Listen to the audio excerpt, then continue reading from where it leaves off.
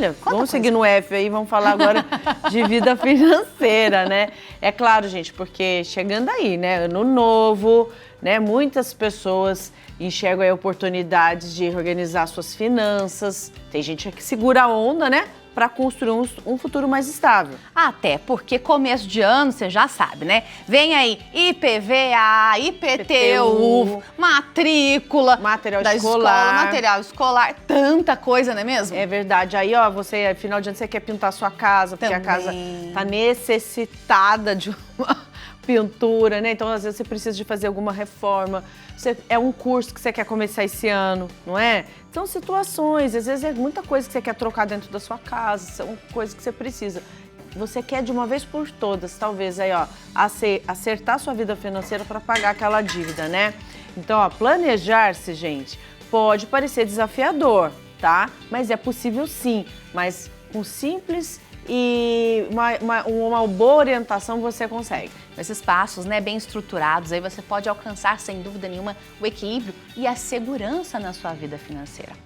Não à toa, vamos conversar com o Matheus Machado, que é educador financeiro e vai trazer pra gente algumas dicas pra gente começar com o pé direito aí nesse ano de 2025, Dani. Verdade, muito Vamos conversar bom. com ele, então.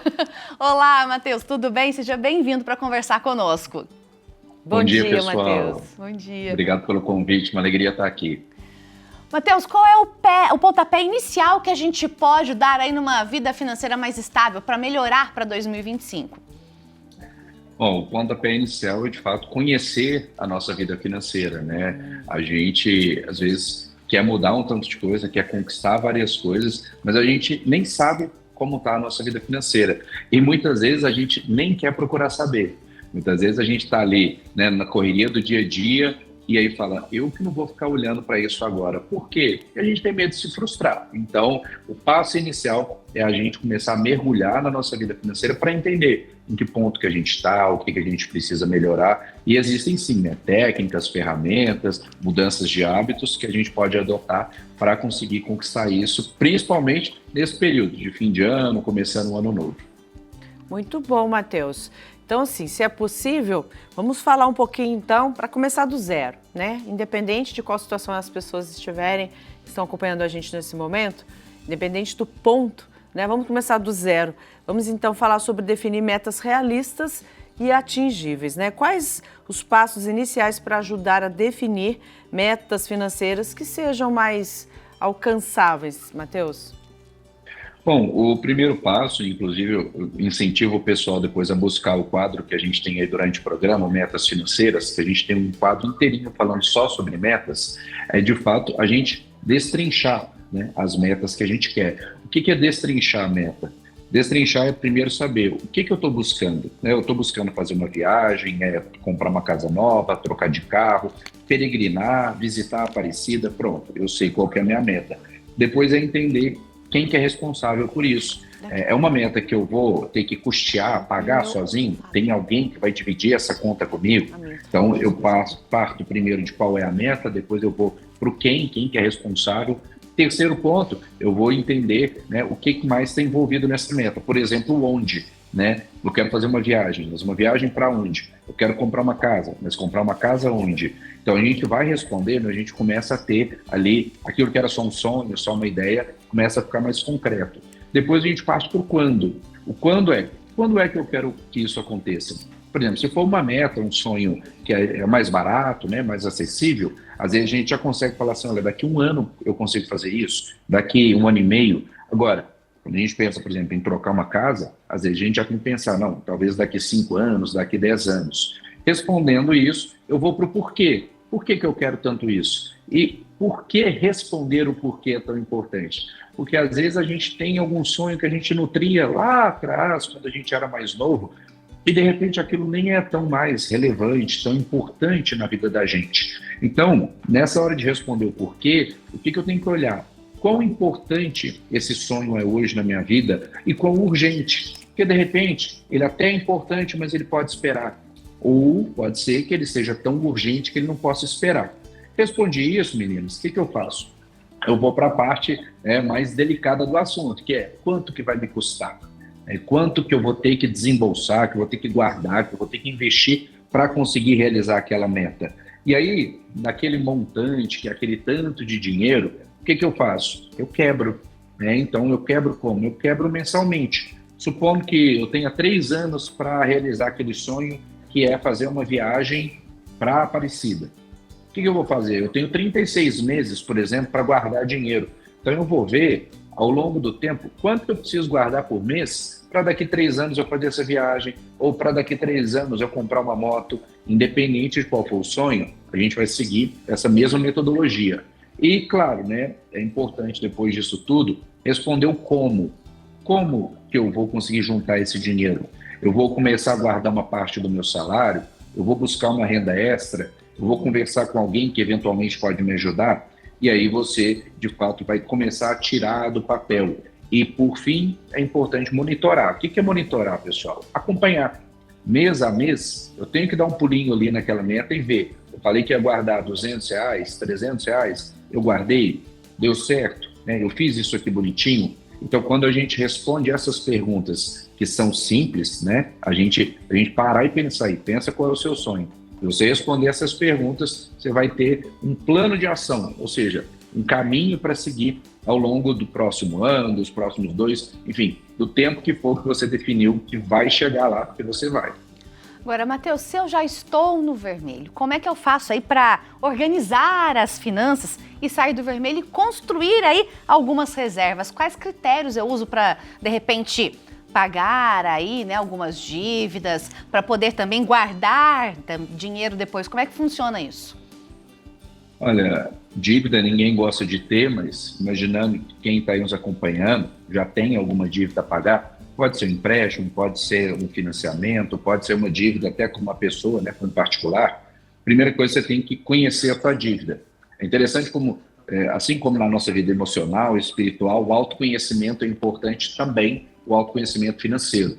Então, eu vou olhar para a dívida ou para as dívidas que eu tenho. A primeira informação que eu preciso tirar daquela dívida é qual que é a taxa total que eu estou pagando. Por quê, pessoal? Existe a taxa de juros e existe o custo efetivo total.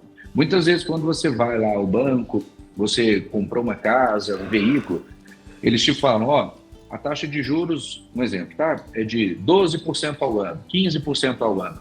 Mas você não para fazer as contas e às vezes você está pagando 18, 20, 25. Por quê? Porque existem outros custos que muitas vezes as instituições financeiras vão embutir naquela parcela e aí o seu custo efetivo total é mais alto. Por que eu tenho que saber isso? Para saber qual que é a minha taxa mais alta. Vamos supor que você tem um empréstimo no banco, que você está pagando lá 2,5% ao mês. Mas você pegou um dinheiro com um conhecido seu, e a gente não pode negar que essa é uma realidade de muita gente, infelizmente muita gente cai na mão de agiota e está lá pagando 7% ao mês na mão do agiota. Qual que é a dívida mais importante da gente sair primeiro? A do agiota. Por quê? Porque é o que está tirando mais dinheiro da nossa mão. Então, quando você começa a levantar isso, é para você definir prioridade. E é claro que uma vez que você levantou o custo efetivo total de cada dívida, você vai levantar as outras informações. Quanto que ainda falta pagar, qual que é o valor que eu estou pagando por mês. Então, eu organizo isso e aí eu defino. Mesmo que aquela dívida que você tem, que ela tem um custo mais caro, por exemplo, essa do agiota, ela seja uma dívida mais barata, por exemplo, você deve 3 mil para esse agiota e deve 8 mil para o banco. Priorize a dívida que tem a taxa mais alta, porque proporcionalmente é a que tira mais dinheiro do seu bolso. E aí a gente vai lá, só emendando aqui, meninas, a gente vai lá para o controle financeiro, né? Por quê? E assim como quando eu quero tirar um sonho do papel, eu preciso descobrir como que eu vou juntar esse dinheiro, né? De onde que ele vai sair, a dívida é a mesma coisa. Eu preciso olhar e falar, o que de repente eu vou cortar aqui, o que de repente eu vou trazer de dinheiro novo para conseguir sair dessa dívida. Muito bom. É bom, ou seja, é possível, mas a pessoa ela tem que ter também ali disciplina, coragem, né, Matheus? Matheus, falar sobre o equilíbrio da vida profissional e pessoal, né? Quais estratégias ajudam aí também a família, de maneira geral, nos objetivos em grupo e os individuais também, né? Porque dentro da família sempre vai ter ali, né, um que quer fazer um curso, outro que quer, às vezes, precisa ali trocar, fazer algum conserto no carro, mas também tem o objetivo em comum de toda a família. Como eles devem fazer? Bom, a primeira coisa é, independente do quanto cada um contribui dentro de casa, todo mundo entender que cada um tem o seu sonho individual, mas que o sonho individual ele não pode ser maior do que o sonho ou a necessidade em grupo. Então, por exemplo, se a família todo ano quer fazer uma viagem para a praia no fim do ano, todo ano quer visitar a Aparecida, todo ano quer fazer algo em conjunto, essa deve ser a prioridade coletiva. E aí é definir preferência proporcionalmente o quanto cada um pode ajudar. O que é o proporcionalmente? Por exemplo, tem alguém que ganha mais, tem alguém que ganha menos. Então, normalmente, dentro de casa, quando se contribui, cada um contribui de forma proporcional. Aquele que ganha menos acaba contribuindo com um pouquinho menos, aquele que ganha mais contribui com um pouco mais. O mesmo vai se aplicar para esse planejamento familiar. Agora, não se esqueça do seu sonho individual, né? A gente tem os nossos sonhos. Um, que eu disse, quer fazer uma viagem, mas o outro quer fazer um curso, o outro quer, sei lá, às vezes você que está em casa quer trocar o jogo de panelas nesse fim de ano, o outro quer trocar a moto, não importa. O que importa é que é um projeto seu, é um sonho seu. Então, em paralelo, vai juntando aquele dinheirinho para aquele projeto individual seu, para que quando chegar no momento que você sonhou, que você programou, você consiga realizar. Às vezes, a gente vai ter que adequar o prazo, tá? O que é adequar o prazo? De repente, como agora você está contribuindo para o projeto da família e para o seu, às vezes aquele projeto familiar, ou o seu, ou os dois, a gente vai ter que jogar um pouquinho mais para frente. Se eu pegasse todo o dinheiro e jogasse no projeto familiar, a gente iria em um ano. Mas eu tenho o meu sonho individual. Então, quem sabe a gente vai em 1 ano e meio no familiar e também daqui 1 ano e meio você consegue realizar o seu individual. O mais importante é diálogo, respeito, entender que não existe sonho pequeno, sonho grande, sonho mais importante ou menos importante, gente. Existe sonho, né? Existem vontades que a gente tem para realizar e aí o que a gente tem que entender é que cada um é cada um, na sua individualidade, a gente precisa respeitar isso. Com certeza, Matheus. Olha, a gente ficaria aqui o resto da tarde conversando, porque eu tenho certeza que você aí em casa gosta de entender também sobre onde gastar. Mas, obrigada, Matheus, obrigada pelas suas dicas. Eu tenho certeza que quem está também em casa está anotando tudo ali, viu? Imagina, meninas, eu que agradeço. Fica aqui o lembrete e o incentivo para todo mundo acessar no canal do YouTube aí da Família dos Devotos o quadro do Metas Financeiras, né? A gente tem muito conteúdo que já foi produzido. Me seguir lá no Instagram, @MatheusFinanças. Hoje à noite tem um aulão gratuito para todo mundo que passar por lá. Legal. Feliz Ano Novo, Feliz Natal para todo mundo. Tchau, tchau. Para você também, Matheus.